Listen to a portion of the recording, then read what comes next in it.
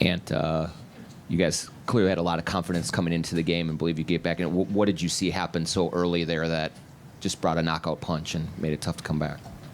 We've talked about all season through the playoffs the offensive talent that you guys have on this team.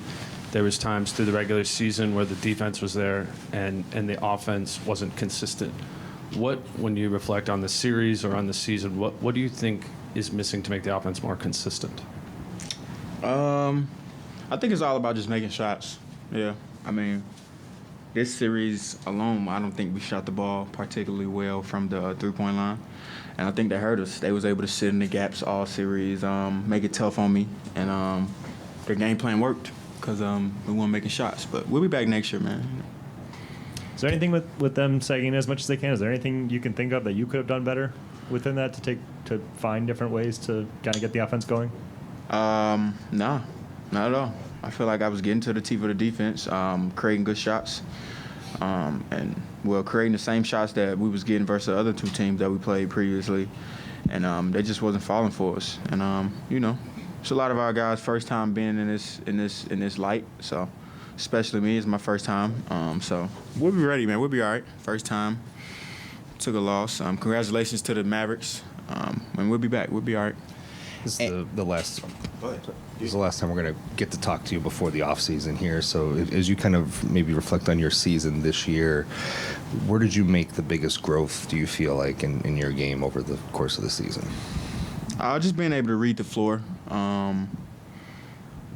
Not get as mad when teams double me and put two on me because I know my guys out there are going to knock it down. And just trusting my teammates. And obviously disappointing loss in this series, but what do you take away from the successful postseason run that you guys had, especially the momentum after the first two series? It's a lot of things to take away. I think the main thing is our identity, and we hung our hats on defense.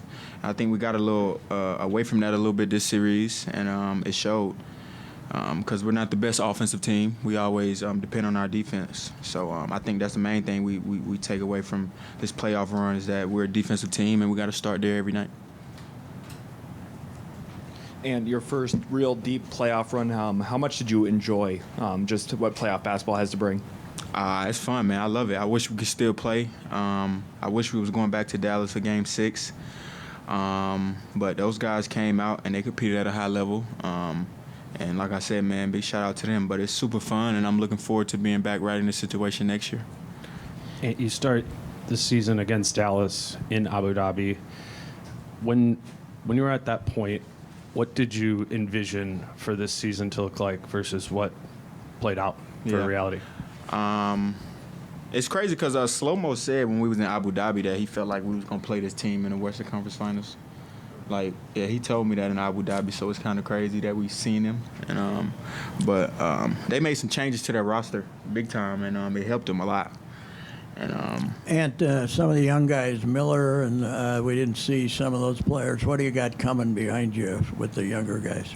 We got a lot. I mean, our coaching staff and organization, weight room guys, they do a great job of preparing those guys. So this summer is going to be big for our young group. I mean, including me. I'm still young. Because we got some players that's haven't been able to showcase their talent. We got a lot of players.